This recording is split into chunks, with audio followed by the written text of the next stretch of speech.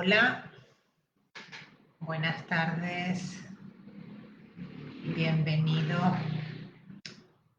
a un nuevo, uy, ahora. Bienvenidos a un nuevo vídeo aquí en la página de Facebook Psicóloga Psicoanalista Pino Lorenzo. Todos los cada 15 días a ver si puedo. Vamos a ver si me deja. Aquí. No. A ver, aquí. Bueno, cada 15 días hacemos estas clases en directo, concretamente sobre la obra de Sigmund Freud, son clases en directo sobre la obra de Sigmund Freud, donde lo que vemos son el programa, seguimos el programa de la Escuela de Psicoanálisis Grupo Cero y psicoanalista Pino Lorenzo. Seguimos el programa de la Escuela de Psicoanálisis Grupo Cero y bueno, vamos viendo distintos textos cada 15 días, hacemos estos vídeos en directo. Bueno, vamos a empezar ya con el texto que tenemos hoy. Es un texto pues bastante bonito, a mí me gusta mucho este texto. Además venimos de otros textos de Freud más complejos, y la verdad es que este es sencillo de leer.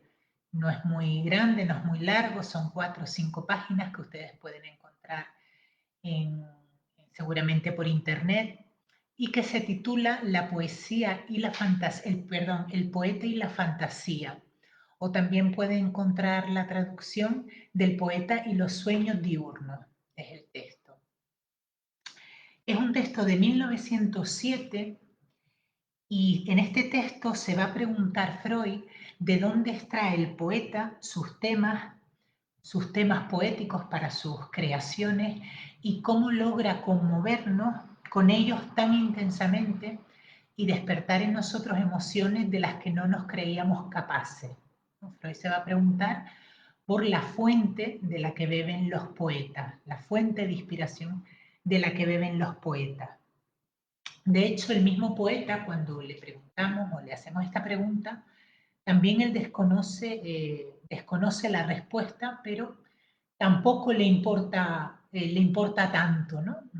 O no tiene que no tiene que encontrar esa respuesta para desarrollar su arte, ¿no? Entonces, se pregunta Freud, dice, si nosotros pudiéramos descubrir una actividad afín en algún modo a la actividad poética, esto podría ayudarnos, ¿no? Podría ayudarnos a entender pues, lo que lleva a un poeta, por ejemplo, a escribir un poema o escribir una novela, ¿no? Y verdaderamente existe esa posibilidad, ¿no? Y de hecho, existe esa posibilidad que podríamos decir que están todos, y de hecho a los poetas les gusta, a los mismos poetas les gusta aminorar la distancia entre ellos, entre su singularidad y la esencia generalmente humana. Y así dicen que en cada hombre hay un poeta y solo con el último hombre morirá el último poeta. Es decir, como que la actividad poética está muy cerca de todos, que en cada hombre anida un poeta, podríamos decir, ¿no? Me viene ahora la frase de Miguel Oscar Menaza con relación al arte poético. Si es posible el poema, es posible la vida. Con lo cual el poema también como algo humano, absolutamente humano, ¿no? Entonces, Freud se pregunta si no habremos de buscar ya en el niño las primeras huellas de esta actividad poética. La ocupación favorita y más intensa del niño es el juego. En el juego, el niño se crea un mundo fantástico, un mundo propio, grato para él. Pero el niño distingue muy bien su juego de la realidad. Además, para su juego le gusta tomar o le gusta realizarlo sobre objetos exteriores, ¿no? A jugar, por ejemplo, a que va en un coche y tomará 4 sillas y convertirá esas 4 sillas en un vehículo, ¿no? O convertirá el palo de una escoba en una escoba voladora, ¿no? Pero él va a distinguir muy bien la realidad de la realidad exterior de la realidad de su juego. Y de hecho, si su madre lo llama para comer, por ejemplo, o lo llama, ¿no? Él rápidamente interrumpe su juego y va a la realidad, ¿no? No tiene ningún problema en volver a la realidad. Pese a que, mientras está jugando, toma muy en serio su juego, ¿no? Este apoyo en los objetos es una de las diferencias que existen entre el jugar y el fantasear, ¿vale? El fantasear del adulto. Vamos a ver que el jugar, vamos a ver que la actividad de fantasear va a ser una actividad que continuará a la actividad del jugar infantil. Solo que en el jugar infantil el niño le gusta apoyarse en objetos exteriores y en el fantasear no. El poeta hace lo mismo que el niño. Se inventa una realidad acorde o grata para él, se siente íntimamente ligado a esa realidad sin dejar de diferenciarla de la realidad exterior. Y de ese mundo fantástico que se crea el poeta, vamos a ver, vale. Buenas tardes, Lázaro, ya veo que estás por aquí. Bienvenido. De ese mundo fantástico que se crea el poeta, nacen consecuencias muy importantes para la técnica artística, pero inventa una nueva realidad y mucho de lo que siendo real, ¿no? El poeta toma elementos de la realidad para inventar una nueva realidad, pero precisamente esa nueva realidad que inventa el poeta hace que elementos que de la realidad exterior no nos producirían ningún placer o que incluso nos producirían sensaciones muy penosas, el poeta llega a ser capaz de producirnos un goce con su obra de arte, ¿no? Vamos a poner un ejemplo. Por ejemplo, eh, una situación de muerte de un ser querido o una situación de ruptura amorosa, de vivir un desamor, ¿no? Eso, el poeta toma esa situación de la realidad y luego con su arte poético va a crear una nueva realidad que nos la va a dar de tal manera, eso que es penoso, que es triste, nos lo va a ofrecer de tal manera que nos va a producir o que nos va a producir un goce y nos va a producir y nos va a parecer bello, ¿no? Pues esa es la capacidad que tiene el artista. Vale. Así pues, el individuo en crecimiento cesa de jugar, ¿no? Cuando el individuo va creciendo, va teniendo que abandonar el juego. Solo que el hombre o va teniendo que renunciar a él, ¿no? Para en la labor de ir siendo adulto, pues el adulto cada vez va a tener que ir pues respondiendo más a la realidad exterior y menos a las fantasías que se creaban en su juego, ¿no? Pero nos dice Freud que el sujeto humano nunca renuncia a algo que le haya provocado en algún momento de su vida o que le haya producido placer. Por lo tanto, más que una renuncia es una sustitución. Es decir, que el adulto va a sustituir el jugar infantil por el fantasear. ¿Qué ocurre? Que el fantasear, como decíamos antes, ya no se va a apoyar en objetos exteriores, como si hace el jugar infantil. ¿Vale? El fantasear, lo que se suele denominar como hacer castillos en el aire, ¿no? Va a ser una actividad puramente imaginativa, ¿no? Y además nos encontramos también con otra diferencia entre el fantasear y el jugar infantil. Y es que el niño no tiene no muestra ningún pudor no presenta, no tiene ningún pudor en mostrar su juego, ¿no? Sin que necesariamente lo haga para los demás, para los adultos, él juega y no le importa que le miren. Sin embargo, el adulto mantiene ocultas sus fantasías y le es más fácil confesar sus culpas que confesar sus fantasías, ¿no? Hay como una especie de pudor o vergüenza a confesar o a contar las fantasías que uno tiene, ¿no? O sea que esa sería otra diferencia con el jugar infantil. Bien, el juego de los niños, vamos a ver que es regido por sus deseos, o más exactamente por aquel deseo que tanto contribuye a su educación como es el deseo de ser mayor. Los juegos de los niños siempre van encaminados a satisfacer el deseo de ser mayor del niño. El niño en su juego va a imitar aquellas cosas de los adultos que ve, ¿no? Va a repetir aquellas cosas de los adultos que ve y en su juego va a, de alguna manera, realizar el deseo de ser mayor. Es decir, aquello que en su realidad cotidiana no puede hacer por ser un niño, en su juego, el juego se lo va a mostrar haciéndolo, ¿no? Como por ejemplo, conduciendo un automóvil con 4 sillas que sirven de vehículo, ¿no? También el fantasear del adulto está regido por los deseos, nos dice Freud. Solo que al contrario que el niño, lo que decíamos antes, ¿no? El niño los muestra sus deseos sin pudor y sin embargo el adulto esconde sus deseos, ¿no? Los esconde. Por un lado, por lo que decíamos antes, ¿no? Porque hay como una vergüenza, un pudor en mostrar las fantasías, ¿no?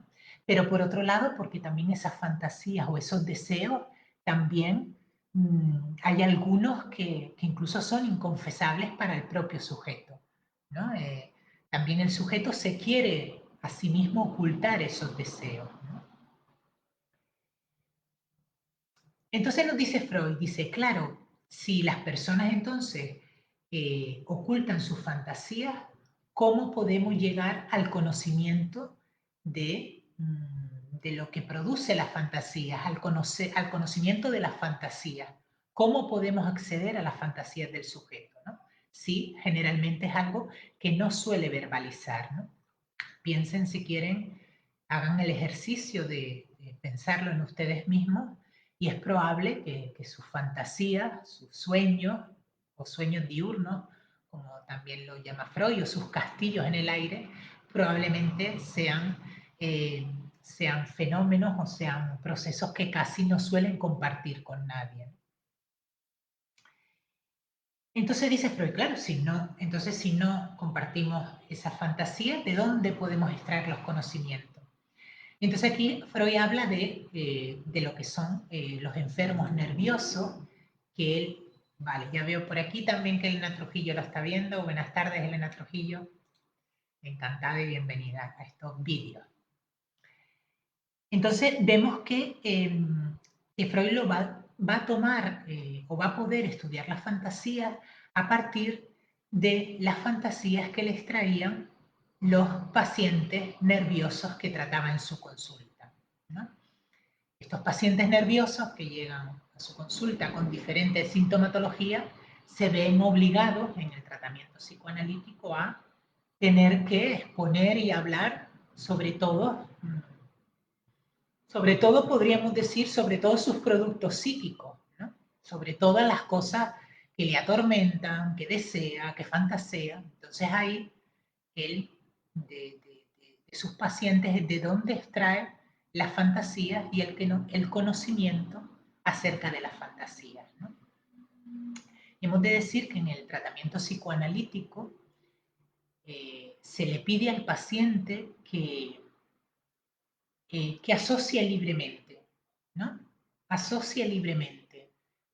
ponga palabras a todo aquello que le venga a la mente sin censura, sin resistencia. Entonces, el paciente le pueden venir pensamientos de muy diferente tipo, entre ellos también fantasías. Entonces, el paciente ha de verbalizar, ha de poner palabras a todo eso que está en la cabeza, porque si no, el psicoanalista no tiene forma de saber lo que hay dentro de ese sujeto psíquico que está en su consulta, ¿no? Entonces, una de las técnicas que utiliza el psicoanálisis es la asociación libre, ¿vale? Vamos a ver ahora algunas características del fantasear. Como decíamos antes, las fantasías, como los juegos, también son regidas por los deseos del sujeto y concretamente por deseos insatisfechos. Y por lo tanto, cada fantasía es una satisfacción de deseo.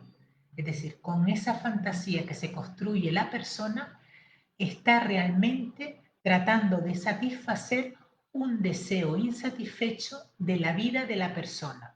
Luego vamos a poner un ejemplo y se va a ver clarito, ¿vale? Es decir, una rectificación de la realidad insatisfactoria, ¿no?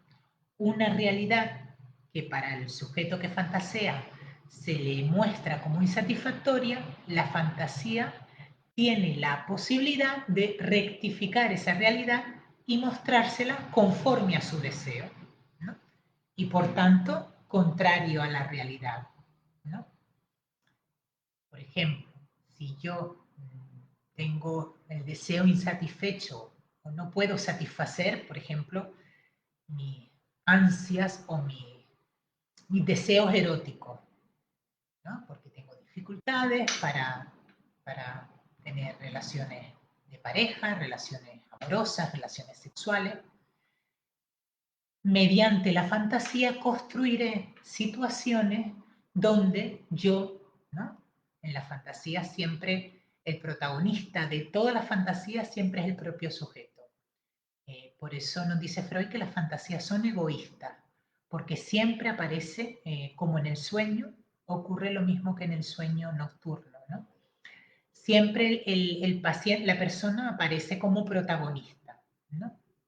Entonces, me crearé una fantasía donde yo, el protagonista, me veré manteniendo relaciones amorosas o habrá muchos hombres que me persigan y con los cuales yo pueda mantener relaciones amorosas. Es decir, rectifico una realidad insatisfactoria para mí.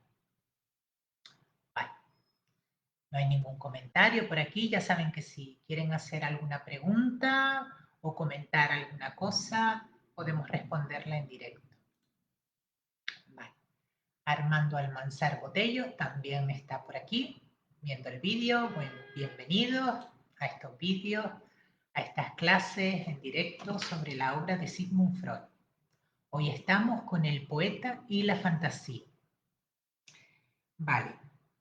Entonces nos dice Freud que los deseos impulsores de la fantasía pueden ser muy variados, según el sexo, según el carácter, según las circunstancias de la personalidad del que fantasea, pero nos encontramos dos grandes grupos o dos direcciones, ¿no? Hacia las que se dirigen las fantasías, que ya las digo.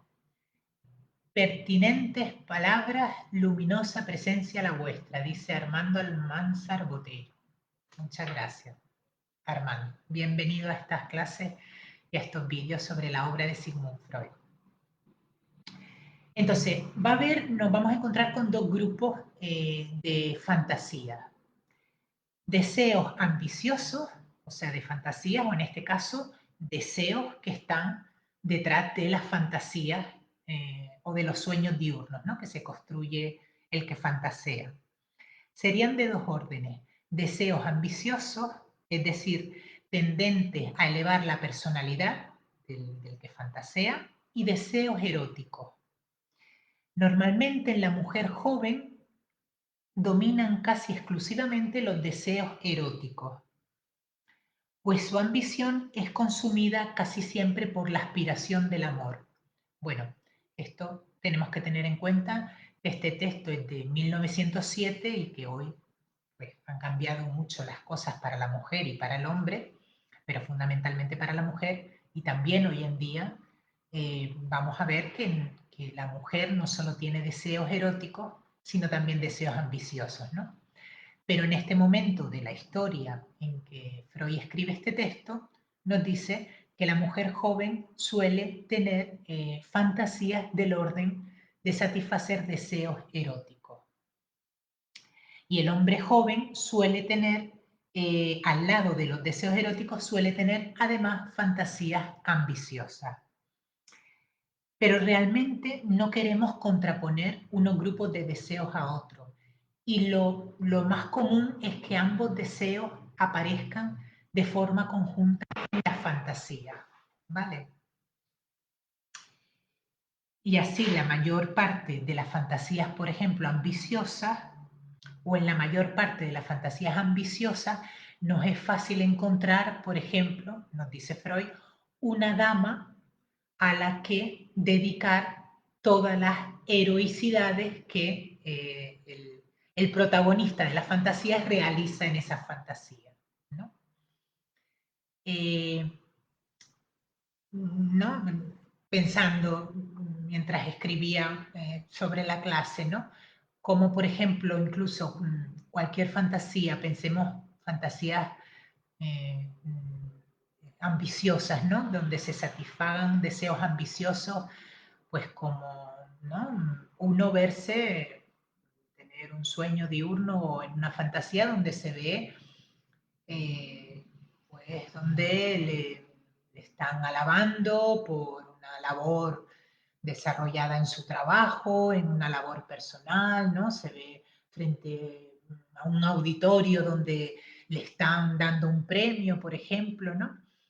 Y cómo esas fantasías ambiciosas que todos podemos tener en un momento determinado de nuestra vida, ¿no? O que conseguimos algo muy anhelado laboralmente, socialmente, generalmente luego siempre van a tener acompañada a ese deseo ambicioso también el deseo de que hacernos más enaltecer, ¿no? Esas fantasías en las que se enaltece mi personalidad, de alguna manera vamos a ser también sujetos más deseables eróticamente, ¿no? Es decir, vamos a ser sujetos también sí, más deseables eróticamente, ¿no? Por los demás, con lo cual los deseos ambiciosos y los deseos eróticos van realmente a estar juntos en cualquier fantasía, ¿no? Podríamos decir que no se podrían separar, ¿no? Como Freud separa aquí las fantasías para estudiarlas, ¿no? Pero realmente van juntas, ¿no? Vale. Por aquí Victoria Barber, veo que está viendo el vídeo, bienvenida Victoria, y Eduardo de Eulogio, Bravo Quesada, veo que también está viendo el vídeo y que comparte, muy bien, muchas gracias por estar aquí. Vale. Entonces, dice Freud, ¿y de qué deseos insatisfechos pueden partir estas fantasías? ¿No? Para llegar a construirse, para llegar a construir una fantasía, qué deseos son los que aparecen como insatisfechos? Bueno, sí, esto es lo que decía, ¿no? Con respecto a la mujer y el hombre, ¿no? Claro, dice, normalmente en la mujer, en la sociedad en la que Freud escribe este texto, a la mujer solo se le permitía un mínimo de necesidad erótica, ¿no? De tal manera que la insatisfacción en la mujer podía provenir de esas deseos eróticos no satisfechos, ¿no? Porque la mujer no podía ser un sujeto deseante, ¿no? Era deseada, era un objeto deseado la mujer, pero no un sujeto deseante, con lo cual sus deseos eróticos eran satisfechos en lo más mínimo, ¿no? ¿O qué deseos insatisfechos en el hombre? Pues, por ejemplo, la ambición en el hombre también no le era permitida, la ambición o el egoísmo, ¿no? Tampoco le era permitido en extremis al hombre, y de tal manera también se le reprimía ¿no? En la labor educadora se le reprimía también cuando un niño era muy ambicioso o muy egoísta, ¿no? Para tratar, nos dice Freud, para tratar de lograr su inclusión en la sociedad tan rica en individuos igualmente exigentes, ¿no? Es decir, que no destaquen, ¿no? Entonces, los hombres también iban a mostrar como un deseo insatisfecho sus deseos ambiciosos, ¿no? Vale.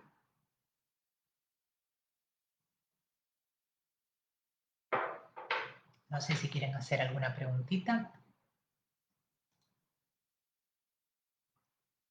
Vale.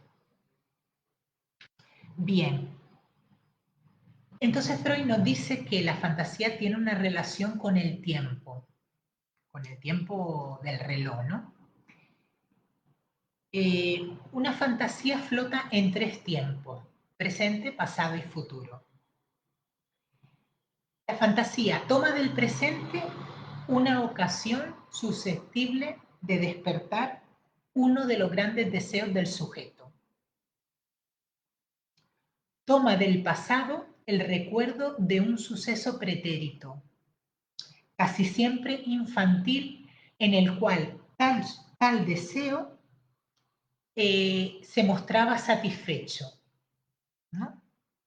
Y crea entonces una situación referida al futuro donde se satisface ese deseo, que toma la forma de fantasía o sueño diurno y que va a llevar en sí la huella de su procedencia de la ocasión del presente y del recuerdo del pasado.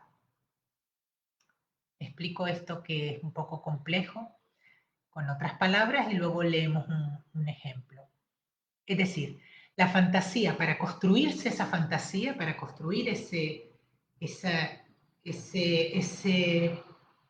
castillo en el aire, ese constructo ideativo, imaginativo, donde se realiza un deseo, toma del presente una ocasión que me genere una insatisfacción. Conforme al modelo del pasado, toma un recuerdo en el que ese deseo aparecía como satisfecho. Y conforme a ese modelo del pasado, construye para el futuro una situación inventada en la que el deseo se realiza. ¿Vale? Y ahora vamos a poner un ejemplo, un pequeño ejemplo. Muy interesante. Disculpa la interrupción. Se ven así los comentarios. Muy interesante. Disculpa, se ven así los comentarios. Y Tessy, esto lo dice Victoria, y Tessy le dice sí. Se ven así. No entiendo bien, pero bueno.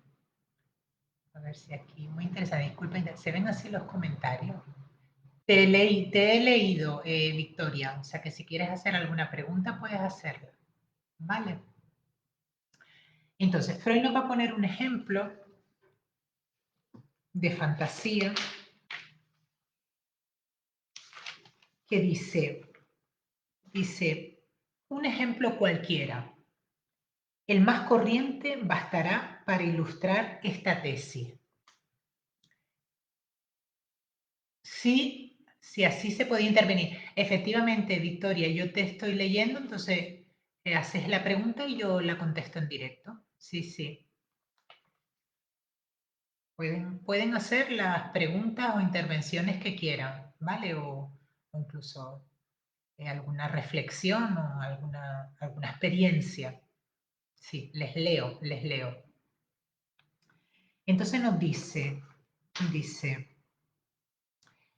suponed el caso de un pobre huérfano al que habéis dado las señas de un patrono que puede proporcionarle trabajo. De camino hacia casa del mismo, vuestro recomendado tejerá quizá un ensueño correspondiente a su situación.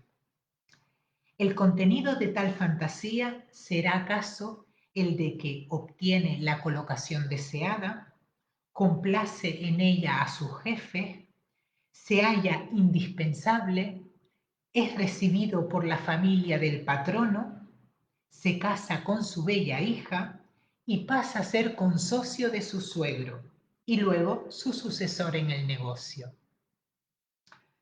Y con todo esto el soñador se ha creado una sustitución de lo que antes poseyó en su infancia, un hogar protector, padres amantes y los primeros objetos de su inclinación amorosa.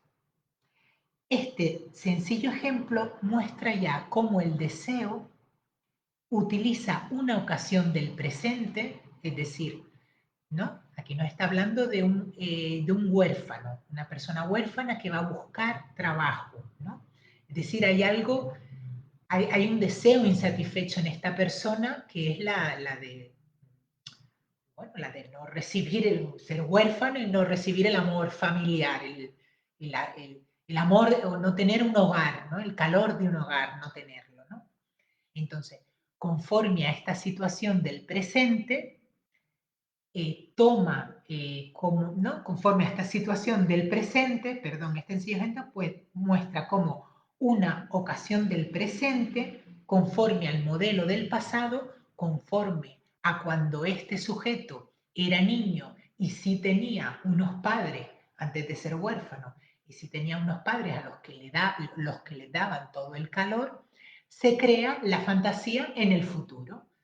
Pues estoy yendo, porque toda esta fantasía se la crea este sujeto mientras se dirige a la entrevista de trabajo, y la fantasía la construye donde él, pues, no solo va a conseguir el trabajo, sino que va a enamorar a la hija del patrono, y no solo la va a enamorar, sino que se va a casar con ella, y encima el patrono le va a ser, que va a ser su suegro, le va a ser socio de la empresa, ¿no? Entonces, pues este ejemplo para explicar cómo actúan los tres tiempos en la fantasía, ¿no? Bueno, este es un ejemplo así como un poco más construido, pero pensemos, vale, por aquí tenemos también a Nicolás Rodríguez Colia. Bienvenido, Nicolás, a estas clases en directo. Pensemos, por ejemplo, no sé, ¿no? Cuando uno construye una fantasía, ¿no? Por ejemplo, la misma situación de ir a un trabajo, ¿no? De ir a una entrevista de trabajo, ¿no? Que conforme se va dirigiendo a la entrevista de trabajo o a una cita amorosa, puede ir ya construyendo en su cabeza toda una situación de lo que va a suceder, tanto positivo como negativo. También podría ser que toda la actividad fantasiosa fuera donde el sujeto fracasa, ¿no? Y toda la actividad fantasiosa fuera, no me van a dar el trabajo, va a haber muchísimos candidatos para la misma oferta de empleo, los candidatos van a estar mejor preparados para que yo, ¿no? Entonces nos podríamos preguntar aquí, ¿y qué deseo entonces se realiza, qué deseo insatisfecho del sujeto se realiza en la fantasía? Y aquí tendríamos que introducir que a veces a veces hay deseos que se satisfacen más ocultos, ¿no? Eh, que no son tan conscientes, deseos más inconscientes, más ocultos como para la persona, ¿no? De tal manera que aun pareciendo que esa fantasía o que en esa fantasía no se realiza un deseo, en el fondo siempre se va a realizar un deseo de ese sujeto, solo que puede ser un deseo, por ejemplo, se me ocurre ahora masoquista, ¿no? Un deseo donde el propio sujeto sale mal parado, ¿no? Entonces, se realiza un deseo, en este caso masoquista, ¿no? Quiero decir que siempre se va a realizar un deseo, aunque a veces el deseo que se realiza en la fantasía no nos aparezca claramente, a veces, ¿no? Otras veces sí aparece claramente eh, el deseo, la satisfacción, bueno, claramente, o la situación, ¿no? A la que queremos, eh, eh, la rectificación de la realidad que queremos realizar, ¿no? Vale, bien.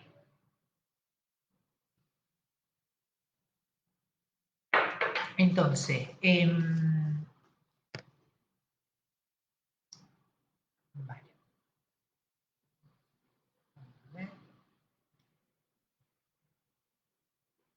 Vale. La Soledad puso Victoria Barber Marrero. Vale. Y me imagino que se refiere, Victoria, a la soledad de... Entiendo que se refiere a la soledad del ejemplo que poníamos, a la situación de esta persona que iba a buscar empleo, ¿no? Como crea toda la fantasía para satisfacer una realidad, una realidad exterior insatisfactoria, como puede ser que el sujeto se siente solo. Sí, vale, muy bien. Efectivamente, Victoria. Sí, así es, así es. Vale, bien. Entonces, nos dice Freud, dice, realmente podríamos decir mucho sobre las fantasías, pero queremos limitarnos a las indicaciones más indispensables, ¿no? Y aquí nos dice una cosa muy interesante. Dice que la multiplicación y la exacerbación de la fantasía, es decir, cuando en el sujeto aparece una actividad fantasiosa muy intensa, podemos pensar que son las condiciones de la caída del sujeto en la neurosis o en la psicosis. Es decir, porque Freud hasta ahora nos ha dicho que las fantasías, bueno, pues nos va a decir luego que realmente solo el hombre solo el hombre insatisfecho construye fantasía. Nos lo va a decir, ¿no? En un momento dado del texto. Pero claro, solo el hombre insatisfecho, es decir, como si no todos los hombres construyesen fantasía. Pero claro, aquí nos podríamos plantear, ¿quién no tiene algún deseo insatisfecho en su vida? ¿No? Deseos más conscientes o más inconscientes, ¿no? Con lo cual, todos en algún momento de nuestra vida hemos construido fantasías, ¿no? Para dar satisfacción a esos deseos insatisfechos de la realidad, ¿no? Pero es verdad que una actividad exacerbada de fantasía puede a veces presentársenos como los primeros indicios o los primeros momentos de la aparición de una enfermedad nerviosa, ¿no? Como la neurosis, por ejemplo. Entonces, a veces hay personas que sin llegar a presentar sintomatología psíquica o psicológica, como la que solemos ver los psicoanalistas en las consultas, sin llegar a presentar esa sintomatología, empiezan a presentar una actividad fantasiosa que normalmente se suele acompañar de inhibiciones, ¿no? La persona empieza a presentar inhibiciones, empieza a dejar inhibiciones cuando empieza a dejar de hacer una función o una función que realiza, empieza a inhibirse, ¿no? Empieza a dejar de salir porque no se encuentra cómodo con los otros, empieza en el trabajo, empieza a tener inhibiciones, problemas en el trabajo, y sin llegar, como digo, a tener sintomatología, se une a estas inhibiciones la producción de fantasía. Es decir, frente a estas dificultades o inhibiciones que tiene, empieza a crearse situaciones donde esas inhibiciones no se producen, ¿no? Y se crean situaciones donde esa persona se ve, por ejemplo, eh, pudiendo tener relaciones sociales con los demás sin pudor, sin problemas, pudiendo trabajar sin los problemas o sin las inhibiciones que está teniendo en ese momento, ¿no? Entonces, a veces pueden ser un indicador de que la persona puede estar en las etapas previas de una neurosis, ¿no? Nos pregunta Victoria, ¿los deseos son carencias? No, los deseos son deseos. Lo que pasa es que las fantasías las fantasías, igual que los sueños nocturnos, son realizaciones de deseos. Es decir, realizaciones de deseos y normalmente son realizaciones de deseos insatisfechos. Es decir, por la noche, la actividad nocturna, la actividad onírica, también suele ser la satisfacción de deseos, pero deseos insatisfechos. Es decir, que el deseo en sí no es una carencia, pero hay deseos que todos tenemos, que hay deseos insatisfechos en todos anidan deseos insatisfechos. Muchos de ellos, incluso deseos de los cuales no sabemos nada y que han sido reprimidos. ¿Qué ocurre? Que esos deseos además estamos hablando infantiles, muchos de ellos, ¿no? ¿Qué ocurre? Que esos deseos hayan sido reprimidos en un momento dado del desarrollo psicosexual de la persona, no quiere decir que hayan desaparecido que hayan desaparecido, ¿no? ¿No? Que se hayan esfumado. No, pueden tener la capacidad, esos deseos insatisfechos, reprimidos, de volver o de aparecer en forma, por ejemplo, de sueño. Y los sueños, Freud lo dice así en su texto, en la interpretación de los sueños son una realización de deseos y nosotros podríamos añadir una realización de deseos insatisfechos. ¿No? No sé si he contestado a tu pregunta. Si no, me dice. Vale. Entonces, dice Freud ahora, dice, vamos a pasar ahora de la fantasía al poeta. Vamos a ver por aquí. Valentín Berreyesa García está viendo también el vídeo. Bienvenido, Valentín. Y María Mona Lisa Martínez también. Bienvenido. Bienvenidos a esta clase en directo sobre la obra de Sigmund Freud. Vale, gracias a ti, Victoria. Hoy estamos con el poeta y la fantasía. Entonces nos dice Freud ahora, de la fantasía al poeta. Gracias a ti. Gracias, Valentín. Gracias a ti. Dice, pasemos ahora de las fantasías al poeta. Dice, ¿deberemos arriesgar la tentativa de comparar al poeta con el hombre que sueña despierto y comparar sus creaciones con los sueños diurnos? Si fantasía y creación poética se asemejan, los sueños diurnos que todos tenemos, el común de los mortales, son iguales que las creaciones poéticas. Bueno, a menos que uno piense un poquito, se da cuenta que no.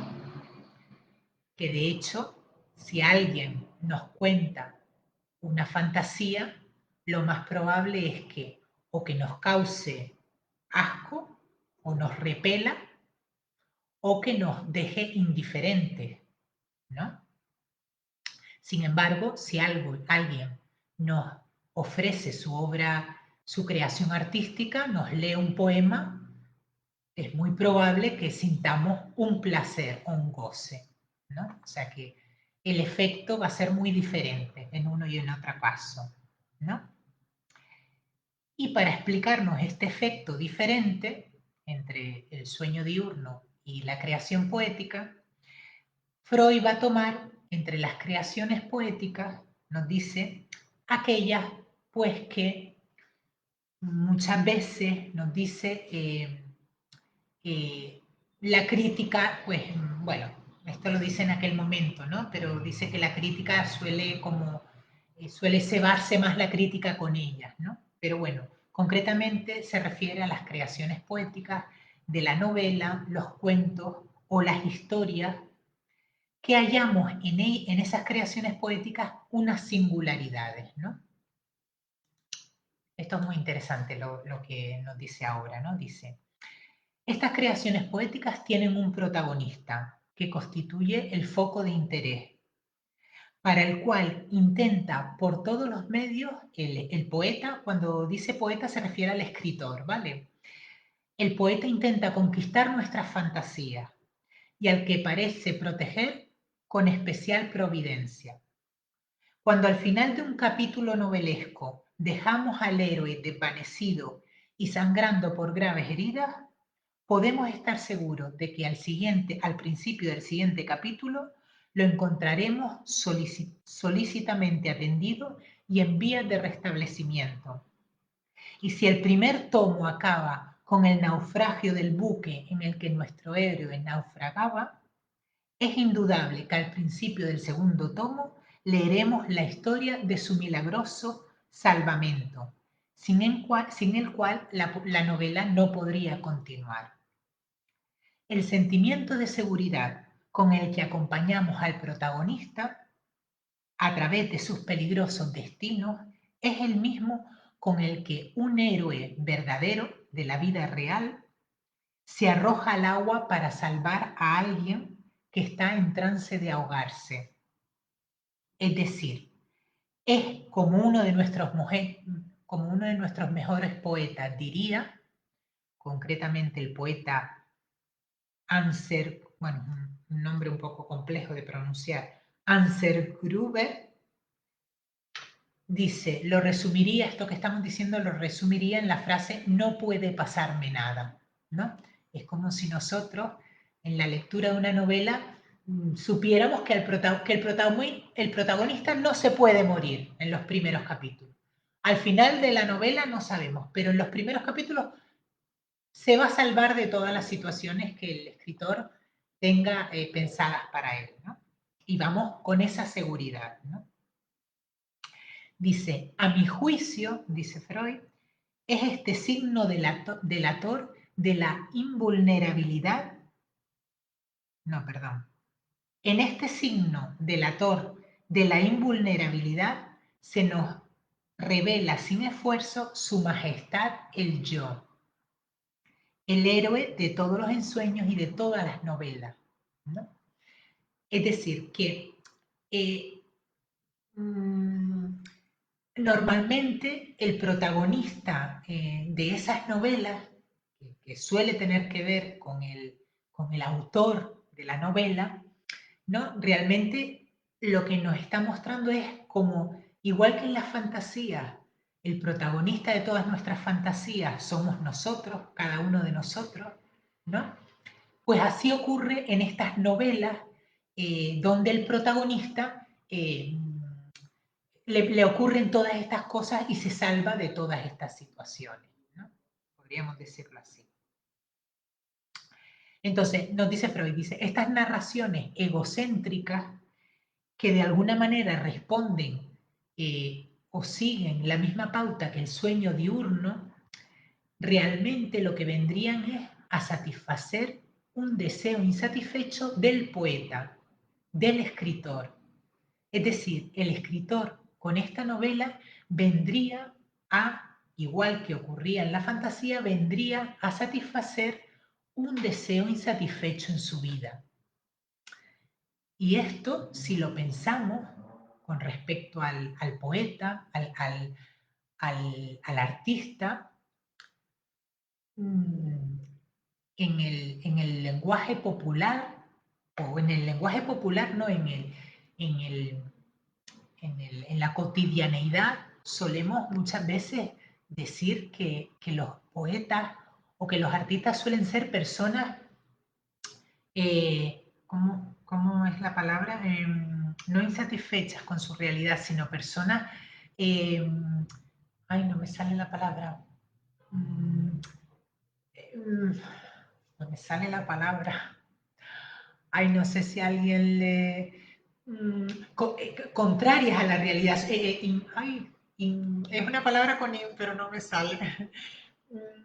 Están insatisfechos, ¿no? Que la realidad se les queda corta, ¿no? Que bien porque sufren, ¿no? Se suele tener esa concepción de los artistas como personas que se rebelan contra la realidad, ¿no?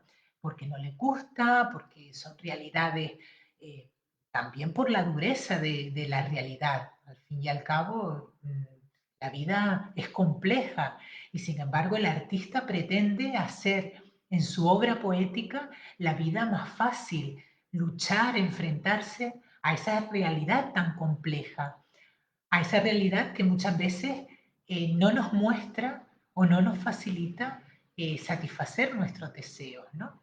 Entonces, en el fondo, lo que vendría a estar diciendo Freud aquí es que la obra artística no deja o no es más que una realización o una satisfacción de deseo, de un deseo insatisfecho, ¿no? Inconforme, exactamente. Muchas gracias, Armando. Inconforme. No suelen ser inconformistas, ¿no? Los artistas no son personas que se acomoden a la realidad, que no tengan opiniones y criterios propios, que sigan a los demás como rebaño, ¿no? Suelen ser inconformistas, ¿no? Efectivamente, gracias, Armando. Vale. Veo aquí una pregunta de Victoria, vamos a leerla. ¿Qué opinas sobre Freud en cuanto a sus sensaciones eróticas entre mujeres y hombres? ¿Las mujeres solo eran carne o había más sensaciones? ¿Qué opinas en cuanto a sus sensaciones eróticas? Bueno, se puede tomar esta pregunta de muchos lugares, desde muchos lugares. Yo lo voy a tomar desde donde primero se me viene. Freud habla por primera vez en el momento histórico en el que él aparece, en el que él aparece en la historia de las ciencias en finales del siglo XIX, principios del siglo XX, habla de las necesidades, de los deseos eróticos del hombre y de la mujer, ¿no? Entonces, él tiene textos sobre la sexualidad femenina, tiene varios textos que sí, que creo que los hemos visto ya, sobre la sexualidad femenina. Entonces, él no habla de una mujer objeto, él habla de una mujer, con deseo, con un deseo y con una particularidad, complejidad con su deseo, motivado muchas veces por la represión sexual a la que sufría la mujer, también el hombre, a principios del siglo XX, ¿no? Si nos retrotraemos a esa época de la era victoriana, ¿no? Donde había mucha represión sobre la sexualidad y donde la sexualidad empieza a ser mal vista, no solo una represión exterior, sino también una represión psíquica interior. Entonces,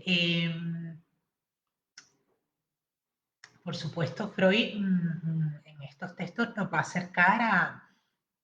nos va a hablar del goce de la mujer, de los diferentes goces, el goce más del clítoris, el goce más de la vagina. Y es increíble los textos que tiene Freud para la época, ¿no?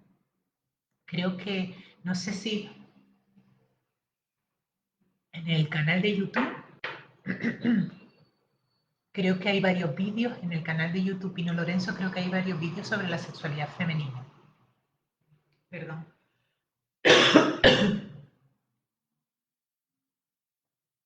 Muy bien. Vale. Vale. Nos dice Armando, el artista es crítico con la realidad. Exactamente. Es crítico con la realidad precisamente por ver aquello, aquello que de la realidad se muestra como insatisfactorio, ¿no? Es decir, la persona que considera que todos sus deseos, la realidad o la vida se los da como satisfechos o entre comillas todos sus deseos, la mayor parte de sus deseos, posiblemente no va a tener necesidad de crear, ¿no? De satisfacer esos deseos mediante la creación poética, ¿no? Vale. Vale. Nos dice Freud entonces que otros rasgos, y ya para ir un poco concluyendo, otros rasgos típicos de estas narraciones también egocéntricas nos indican también cómo, por ejemplo, el hecho de que todas las mujeres de la novela, por ejemplo, se enamoren del protagonista, ¿no? ¿No? O lo mismo cuando las demás personas de la novela se dividen en los buenos y los malos, ¿no? Estaríamos hablando también de un tipo de novela como a lo mejor más ingenuo, ¿no? Donde va a tomar más este modelo del sueño diurno. Pero en el fondo nos dice Freud, eh, cualquier creación poética va a tener al final esto, va a seguir este mismo modelo, ¿no? Lo que decíamos, también se crea en la obra poética la, la existencia de los buenos y los malos, ¿no? Los buenos serían aquellos que apoyan al protagonista, los malos serían aquellos que están en contra del protagonista, cuando la realidad nos muestra una variabilidad de personas y caracteres mucho más compleja, ¿no? Entonces, Freud nos va a decir que igual que la fantasía se construía en tres tiempos, también la creación poética se va a construir en estos tres tiempos, ¿no? También el poeta va a tomar una situación presente de la actualidad que le resulte insatisfactoria, que le resulte, como nos decía antes Armando, inconforme, una parte de la realidad, algo de la realidad con lo que esté inconforme, con lo que no esté conforme, y conforme al modelo del pasado en el que ese deseo estaba satisfecho, del pasado infantil, conforme al modelo del pasado infantil donde ese deseo era satisfecho, se va a construir mediante la obra poética, mediante la novela, se va a construir, esa novela viene a construir, viene a satisfacer ese deseo en forma de novela, ¿no? Es decir, toma la ocasión del presente conforme al modelo del pasado para construir en el futuro eh, esa obra artística en la que se realizan sus deseos, ¿no? Entonces nos dice Freud, dice, bueno, hasta aquí hemos hablado sobre la fuente de donde bebe el poeta. Dice, pero poco hemos hablado de los medios con los que el poeta consigue emocionarnos, ¿no? Consigue con sus obras llegar a tener emociones de las que no nos creíamos capaces, ¿no?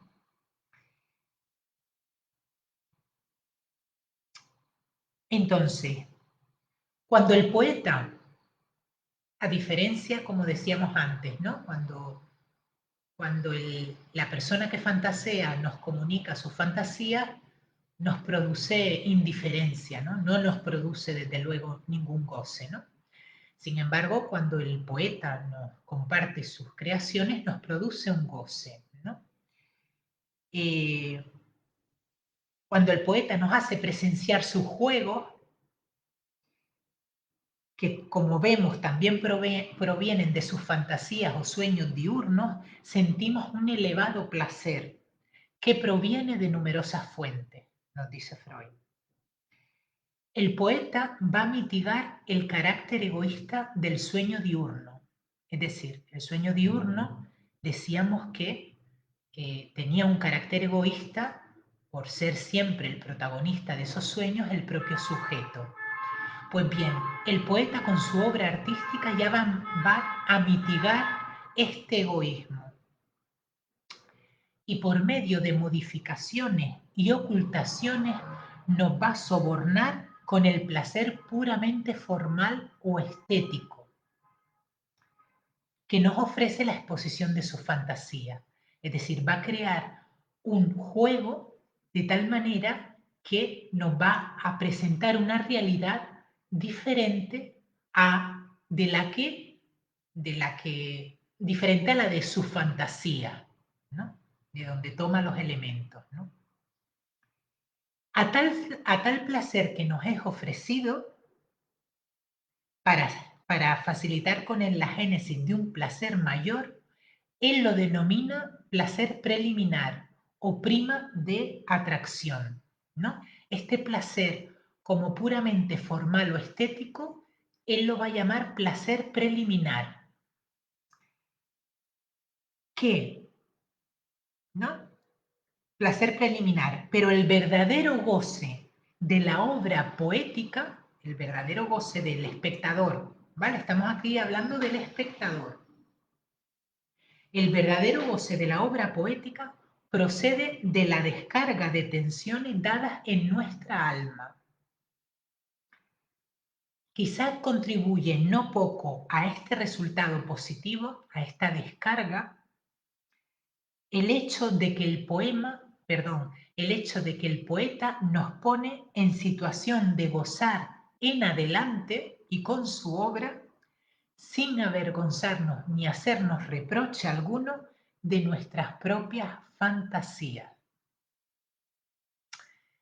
Es decir, que el poeta tiene la habilidad, además del placer preliminar y formal y estético, que ya nos llega, ¿no? Que ya nos entra por los ojos, no solo tiene la capacidad de provocar ese placer estético, sino que consigue a nivel del alma, consigue otros efectos mayores de goce. Entonces Freud se pregunta, ¿no será que el poeta, con su capacidad y su arte poético, nos pone en contacto a través de su obra poética con las fantasías que cada uno de nosotros tenemos y que son universales? Y lo que nos permite su obra poética sería como el canal o sería como el medio para gozar al final cada uno de sus propias fantasías sin necesidad de avergonzarnos y sin necesidad de reprochar. Y con esta frase así termina el texto.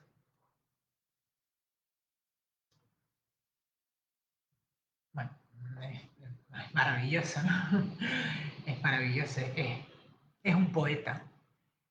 De hecho, Sigmund Freud, que no consiguió, eh, bueno, un premio a su actividad científica, sin embargo, consiguió el premio Goethe, el premio de literatura, por su obra.